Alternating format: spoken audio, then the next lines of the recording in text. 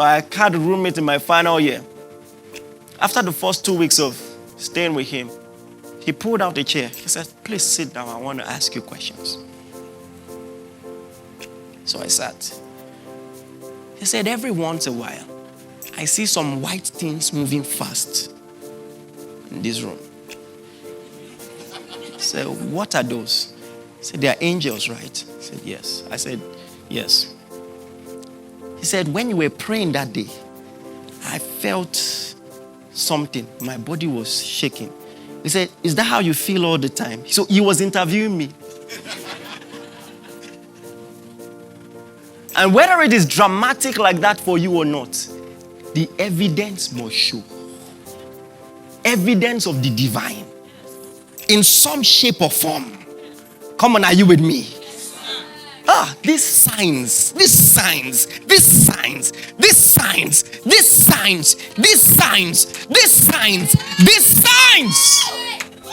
shall follow them that believe. In my name, they shall cast out devils. They shall speak with new tongues. It seems like it was a crescendo. He started with the easier one. Before he talked about speaking in tongues, he talked about casting out devils. Must be easier. If you speak in tongues, you ought to cast out devils. And listen, this is not just for show. Your world needs it. Your world needs it. I can give you example upon example. In our camp meeting 2 years ago, I was preaching a sermon like this, and suddenly the power of God hit someone in the room. And the ushers took her somewhere private. When I was done preaching, I went there. And from that young lady was a masculine voice. And the masculine voice was saying, this is not fair. This is not what we agreed. I cut a deal with the parents. I gave them power. And they gave me her. It's not fair. Okay, if you are going to cast me out, let me go and collect what I gave them. Let me go and collect what. I said, I don't know their parents. The one who sent me said, you must go. And then, as the demon was about to leave, he said, because of you, she will have children. Because of you. What I'm saying, there were 14 protocol people there. I'm not saying something that was a secret. This was a conversation people heard. Because of you. Now, if not for that meeting, maybe years prior or years after, some problems would have ensued and the doctor will have explanation. This is something loshis. Wake up! Your generation needs the power of God. Come on, are you listening to me? Demonstrate this power in your day. Wake up. Discover your identity. That altar with the ladder from heaven to the earth, that's your destiny. You are meant to be a courier of God's presence. The evidence of the divine. The evidence that Christ is alive is not an empty tomb. The evidence that Christ is alive is you. You should show forth the praises of him who called you out of darkness. Show it to your world. Jesus is alive and I'm proof. Jesus is alive and I'm proof.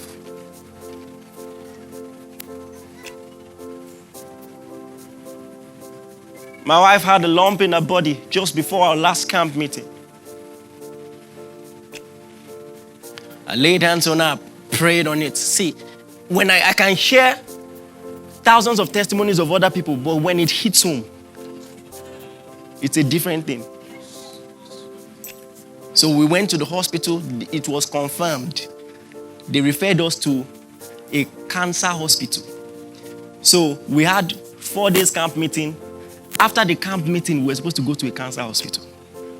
And that's why someone said, pray for your pastors. You don't know what they're going through. We're there blessing everyone, you know. And in those camp meetings, we will stay and be praying, you know. I'm talking about medically confirmed testimonies. So we went, with the referral letter. Long story short, the last day of the camp meeting in the morning, my wife woke up, checked, no lump. She called her dad, who was also there in the camp meeting in another hotel room. A trained medical doctor, he checked, no lump. So my wife started crying, called me. It's not there. I checked. You see, I've seen this thing many times when it's your wife. Because, there's a way you are looking at God, like as other people are testifying, the pain has disappeared. In that camp meeting, at least 7 people had growth disappear. And I'm looking at God like, and then it disappeared. So the next day, we didn't see anything. That's the thing. We're intelligent people, we're educated. Sometimes some people think that, church people just whimsically make up this stuff. We went to the hospital. And I sat there. I wish I recorded it, but of course he was examining my wife, so I couldn't. So the doctor checked. He checked. After a while, he was confused. He lifted up the report from days ago. He said, I don't understand.